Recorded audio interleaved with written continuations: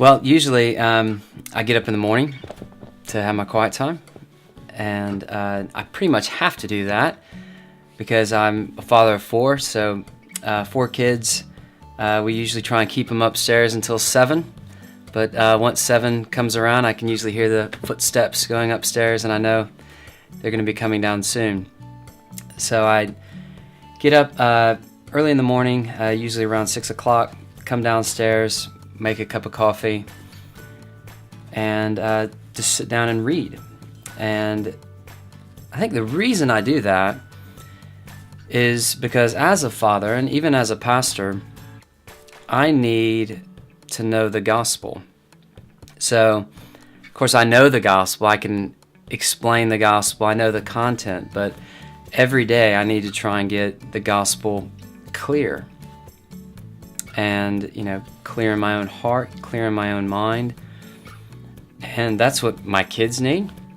That's what the church needs of me. They need me to live out this gospel. So I find that in the morning I'm really trying to not just read for understanding, but to find something that I've read that I can kind of carry around in my heart throughout the day and go back to, that will speak to me and remind me of this gospel that I believe.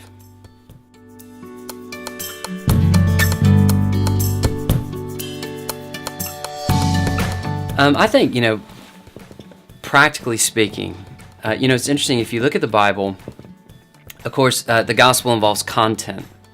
It's about the death and resurrection of Christ, and there's implications that flow out of that. But also, the Bible talks about the gospel as a power. And so Paul says that the gospel is the power of God, or Paul in Ephesians prays that the church would be strengthened with power in their inner man. And it's really amazing because, in a place like Ephesians, Paul has explained the doctrine of the gospel, and he's going to move into practical life. But in chapter 3, there's this pause where he prays. And it is a prayer for sort of spiritual power, if you want to call it that. And he says, I want you to be grasped in your inner man with this gospel.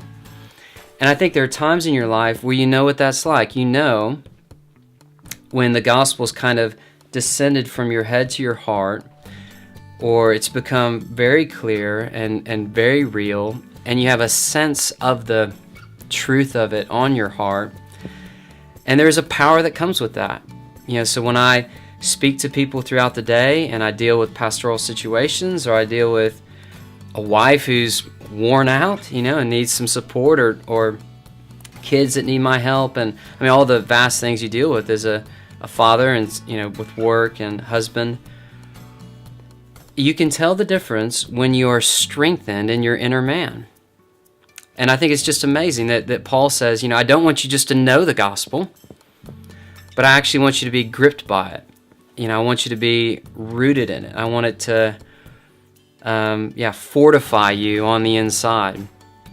And I think so much of having a quiet time is for that purpose. It's to get this body of knowledge, this amazing gift of grace that we've received from God, and to somehow press it down into our heart until it catches fire, until it becomes real, until we're really, strengthened as Christians. And I think the reality of that is then something we'll carry off into the day in the conversations that we have. And I think, when we've had those moments, we can tell. We say, now I really feel like sharing my faith, or now I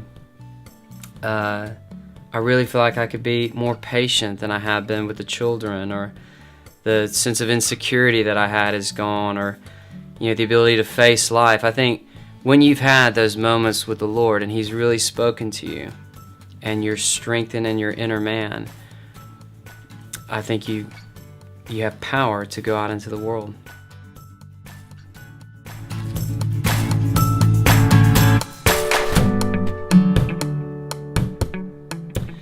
Yeah, I think every Christian at different times is going to struggle to read the Bible. Every Christian goes through a period of dryness or where, there's just not this desire to pick the Bible up and read it. And I think what I would attempt to do when I'm feeling like that is, first of all, just to resist that, and just, in a way, just pick it up and start reading. And I think one of the things to remind myself of is, this is a book about real life. I mean, these are real people being addressed. David, who wrote the Psalms, I mean, he's a king and a father and a military leader and a husband and a friend. I mean, this is a real man who wrote these verses, and this is, a real place, and it took place in real soil in the real world. And I think just to kind of maybe not become so detached from it and realize that God has met with these people in the everyday course of life. And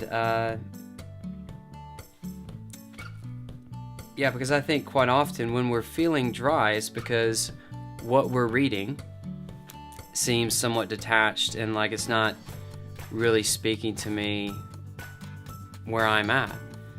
And yet the whole Bible is given not just as a body of truth or abstract principles. It's always spoken to real people in everyday situations, what they're facing. And to the extent we can remind ourselves of that, I think it really helps. And so, what about actual sort of practical steps? How would you say to me, like, say, Bobby, I'm really struggling to read the Bible. What should I do about it?